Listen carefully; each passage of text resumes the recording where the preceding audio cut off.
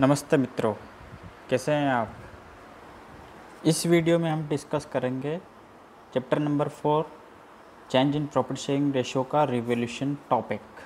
अब रिवोल्यूशन क्या होता है, इसको हम एक इजी लैंग्वेज में देखते हैं कि किसी भी चीज़ का अपन ये इसको अगर बाइफरकेट करके देखें तो रीवैल्यूएशन यानी कि किसी भी चीज़ का जो वैल्यू होती है उसको अपन रिवैल्यूट करते हैं, है ना, कि फिर से उसको हम जांचते हैं, परखते हैं।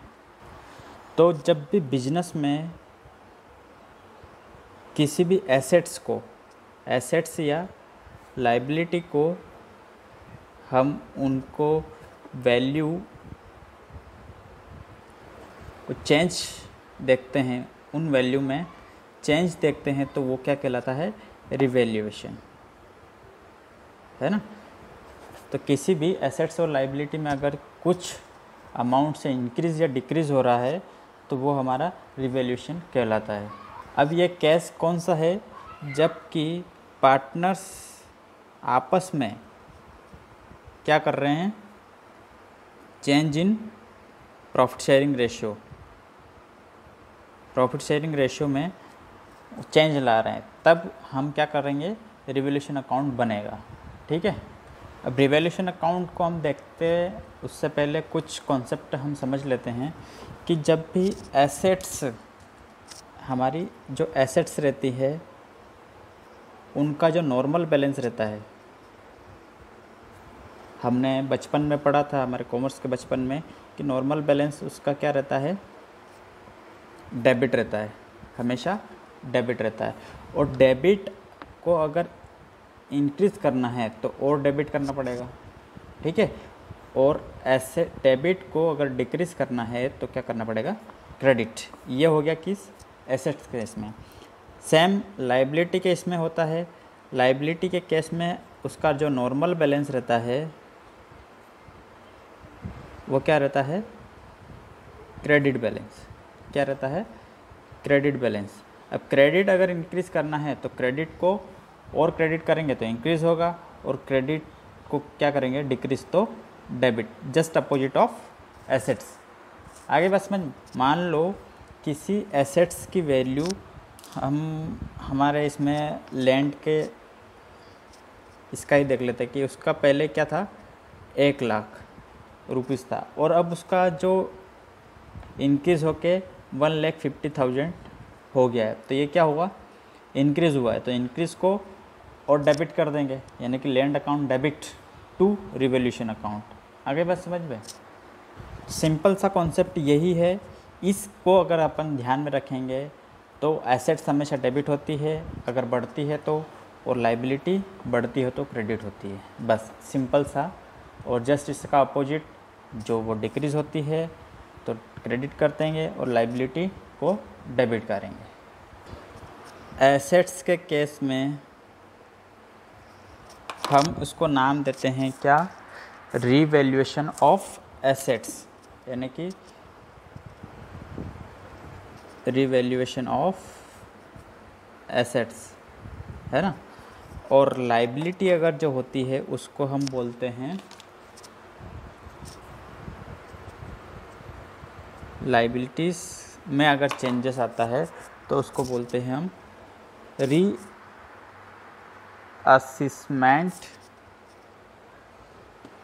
ऑफ लाइबिलिटी, है ना। मतलब एसेट्स में अगर चेंजेस आ रहा है तो वो रिवैल्यूएशन होता है, और लाइबिलिटी में या तो एसेट्स इंक्रीज़ होती है या फिर डिक्रीज़ होती है, वैसे ही लाइबिलिटी इंक्रीज़ डिक्रीज़ होती है तो उसको बोलते हैं हम रीअसेसमेंट, और एसेट्स के केस में रिवैल्यूएशन ऑफ एसेट्स। तो इन चेंजेस को अकाउंटिंग करने के लिए हम क्या, एक रिवैल्यूएशन अकाउंट बनाते हैं, रिवैल्यूएशन अकाउंट।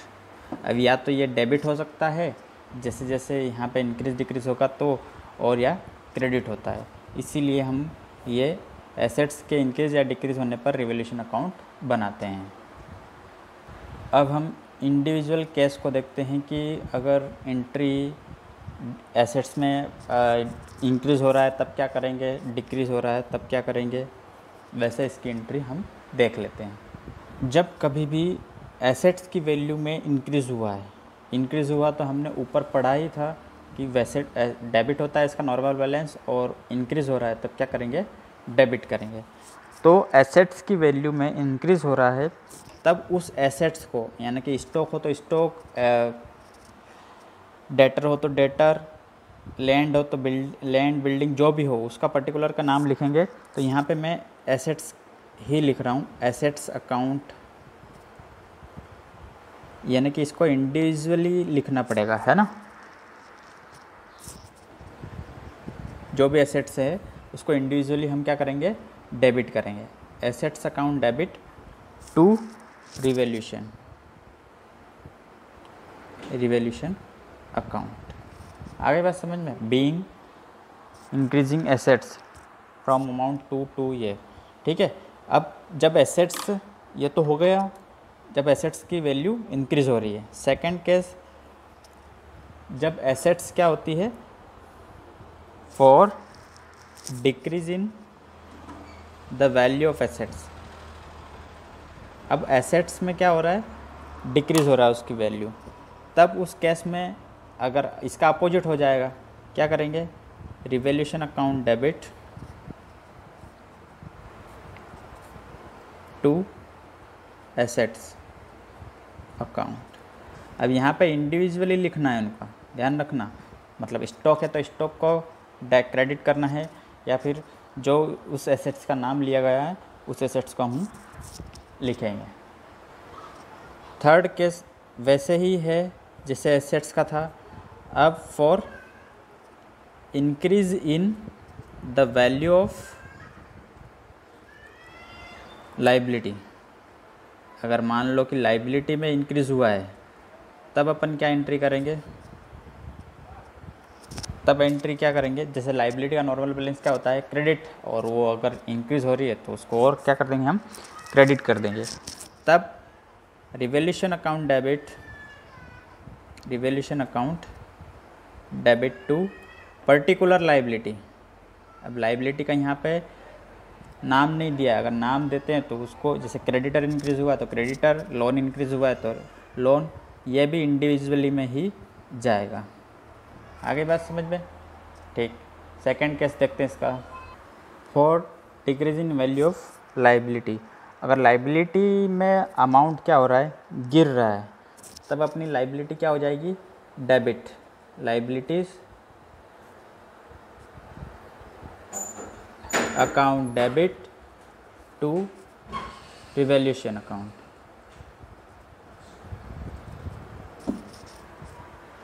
अब ये तो वो केस थे जो कि हमारी लाइबिलिटी और एसेट्स एग्जिस्टिंग थी, उनमें इंक्रीज एंड डिक्रीज़ हुआ है।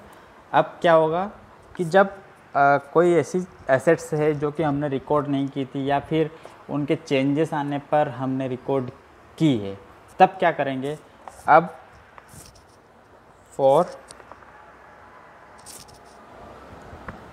रिकॉर्डिंग ऑफ अनरिकॉर्डेड एसेट्स, यानी कि ऐसे एसेट्स जो कि हमने पहले उसकी अकाउंटिंग की ही नहीं, तब क्या करेंगे, अब रिकॉर्ड एसेट्स का रिकॉर्ड किया ही नहीं है, तब एसेट्स ही डेबिट होगी, क्योंकि हमें पहले ही पता था। Assets account debit to revaluation account, ठीक है। अनरिकॉर्डेड एसेट्स को हम एंट्री कर लेंगे। फिर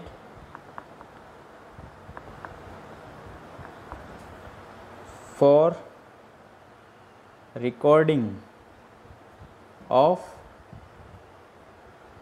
अनरिकॉर्डेड लाइबिलिटी। अब लाइबिलिटी के केस में भी क्या करेंगे अपन, लाइबिलिटी के केस में लाइबिलिटी क्या होती है, क्रेडिट, तो रिवैल्यूएशन अकाउंट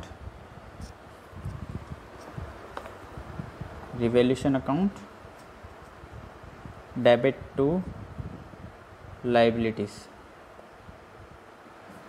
अकाउंट। अब ये इंडिविजुअल जो हमने रिकॉर्ड नहीं की उसी को हम यहाँ पे लिखेंगे। अब फिर हम क्या करेंगे, इसके जो बैलेंस बचेगा, रिवॉल्यूशन अकाउंट का बैलेंस बचेगा, उसको हम ट्रांसफ़र करेंगे पार्टनर्स कैपिटल अकाउंट में। अब या तो वो डेबिट साइड का बचेगा या फिर क्रेडिट साइड का बचेगा, जो भी उसका अमाउंट बचेगा या तो डेबिट साइड या क्रेडिट साइड, उसको हम कहाँ ट्रांसफ़र कर देंगे, पार्टनर्स कैपिटल अकाउंट या करंट अकाउंट में। फर्स्ट अगर गेन आया हमारे पास, यानी कि प्रॉफिट आया है, तब अपन उसकी एंट्री क्या करेंगे, रिवॉल्यूशन अकाउंट डेबिट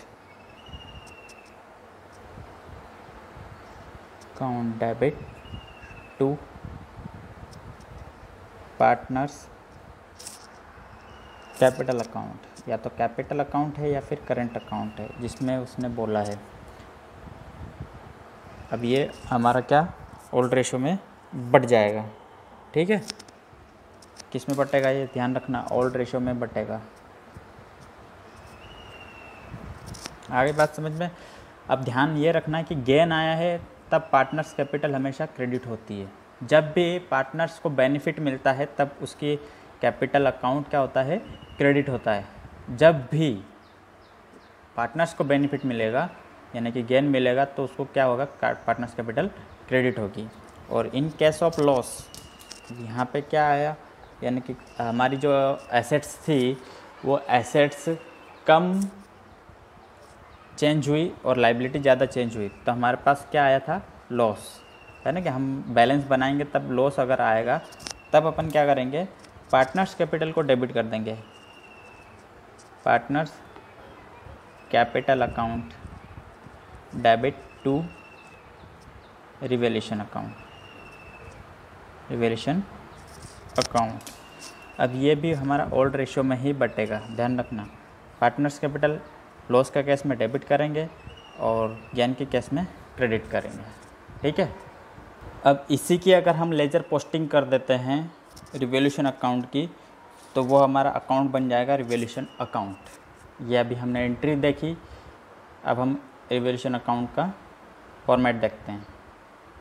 इसका लेजर का ही फॉर्मेट होता है revolution account, debit credit, particular amount. अब जैसे जैसे एंट्री हमने पहले पास की उसी एंट्री को हम इसमें पोस्टिंग करेंगे, देखना। Assets account debit to revolution account. अब टू रिवॉल्यूशन अकाउंट है और हमारी एसेट्स क्या हो रही है, इंक्रीज़ हो रही है, तो बाय क्या करेंगे, एसेट्स, बाय एसेट्स अकाउंट। अब ये क्या हो रही थी, जब इंक्रीज़ हो रही थी तब अमाउंट हम लिख देंगे यहाँ पे, जितने से इंक्रीज़ हुई है वही लिखेंगे, ध्यान रखना, ठीक है। उसके बाद डिक्रीजिंग एसेट्स, अगर डिक्रीज़ हुआ है एसेट्स में तब अपन क्या करेंगे, टू एसेट्स, तो यहाँ पे क्या हो जाएगा, एसेट्स, टू एसेट्स, उस पर्टिकुलर एसेट्स का नाम लिखेंगे, टू एसेट्स। अब ये क्या हुई, जब डिक्रीज़ हुई थी। आगे बात समझ में। देन अपन ने क्या लिखा था, वैल्यू ऑफ लाइबिलिटी जब इंक्रीज़ हुई है तब revolution account debit to liability, तो यहाँ पे क्या आ जाएगा, टू लाइबिलिटीज़। रिवॉल्यूशन अकाउंट में क्या आ जाएगा, टू लाइबिलिटीज़, उस पर्टिकुलर लाइबिलिटी को लिखना है, ये उस केस में है जब इंक्रीज़ हुई है।